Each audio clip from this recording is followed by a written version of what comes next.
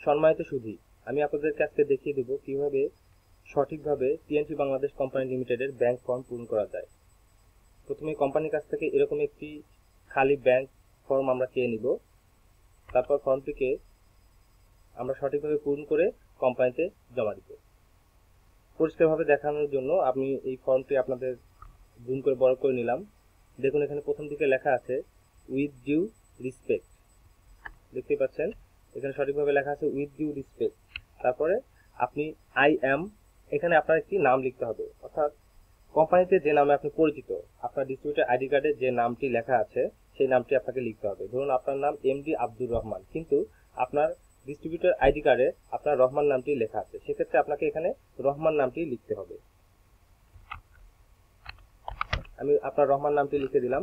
এরপর আপনাকে এখানে র্যাঙ্ক লিখতে হবে। দেখুন লেখা আছে র্যাঙ্ক। যদি আপনি 4 স্টার 5 স্টার যে কোনো র্যাঙ্কেরই হতে পারেন। আমি ধরে নিচ্ছি আপনার র্যাঙ্ক 4 স্টার, সেক্ষেত্রে আপনি 4 স্টার লিখলেন।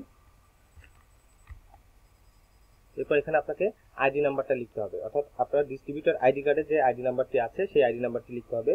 ধরুন আপনার আইডি নাম্বার 88225556, এরকম যে কোনো একটি নাম্বার আপনার আইডি নাম্বার, সেক্ষেত্রে আপনি লিখলেন। দেখুন এখানে আপনার কোম্পানির যে ইনফরমেশন সেটি আপনার এখানে দেওয়া হয়ে গেছে। এরপর আপনাকে যেটা করতে হবে, ব্যাংকের ইনফরমেশন দিতে হবে। দেখুন এখানে লেখা আছে my bank account information given below, অর্থাৎ আপনাকে এখানে ব্যাংকের ইনফরমেশনগুলো সঠিকভাবে দিতে হবে। ধরুন এখানে ব্যাংক অ্যাকাউন্ট নেম, এখানে আপনার, আমি আগেই বলেছি আপনার নাম দেয়া আছে এমডি আব্দুর রহমান, সেক্ষেত্রে আপনার এখানে পুরো নামটি লিখতে হবে, যেহেতু আপনার bank account MD Abdur Rahman নামে করা। এমডি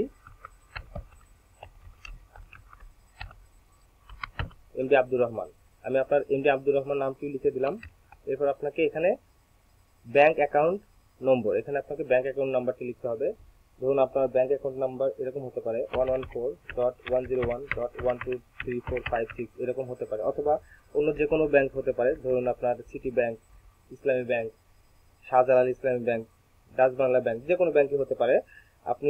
আমি ধরে নিচ্ছি আপনার অ্যাকাউন্টটি সিটি ব্যাংকে করা, সেক্ষেত্রে আপনি অ্যাকাউন্ট নাম্বারটি এভাবে লিখতে পারেন 240123456, এরকম যে কোনো নাম্বারই হতে পারে। তবে আপনাকে অবশ্যই খেয়াল রাখতে হবে নাম্বারটি যেন সম্পূর্ণ হয়, কোনো ছোট নাম্বার যেন না হয়। এরপর আপনাকে লিখতে হবে ব্যাংক নেম, অর্থাৎ কোন ব্যাংকে আপনার অ্যাকাউন্ট। ধরুন আপনার সিটি ব্যাংক অ্যাকাউন্ট,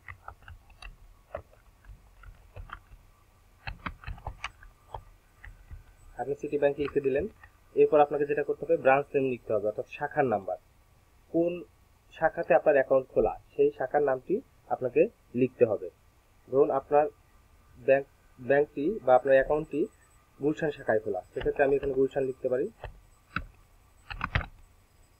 গুলশান লিখে দিলাম।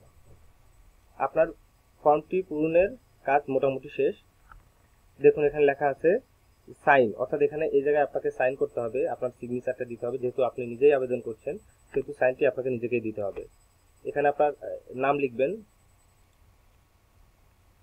রহমান, যেহেতু আপনি রহমান নামে পরিচিত সেক্ষেত্রে আপনাকে রহমান নামটি লিখতে হবে। এরপর আপনার আইডি নাম্বার লিখবেন, অর্থাৎ যেহেতু আবেদনটা আপনি নিজেই করছেন আইডি নাম্বারটি লিখবেন 88225556। এরপর আপনি যেটা করবেন আপনার মোবাইল নাম্বারটি লিখবেন, এখানে আপনার মোবাইল নাম্বারটি লিখবেন 01711123456, এভাবে যে কোনো মোবাইল নাম্বার লিখতে হবে। এভাবে আপনি মোবাইল নাম্বারটা লিখবেন। এরপর আপনাকে এখানে তারিখ দিতে হবে, যেহেতু আপনি আজকে ডেটে আপনি ফর্মটি জমা দিচ্ছেন সেহেতু আজকের তারিখটি লিখবেন। আমি ধরে নিচ্ছি আজকের তারিখটি 25/04/2017। আপনি আপনার আজকের তারিখটিও লিখলেন। আপনার ব্যাংকের সমস্ত ইনফরমেশন দেওয়া শেষ এবং সঠিকভাবে আপনি ফর্মটি পূরণ করেছেন। কিন্তু আপনাদেরকে কিছু ইনফরমেশন মনে রাখতে হবে। দেখুন এখানে লেখা আছে অ্যাটাচমেন্ট, অর্থাৎ সংযুক্তি। কি কি কাগজপত্র আপনাদেরকে ফর্মের সাথে দিতে হবে সেটা মনে রাখতে হবে।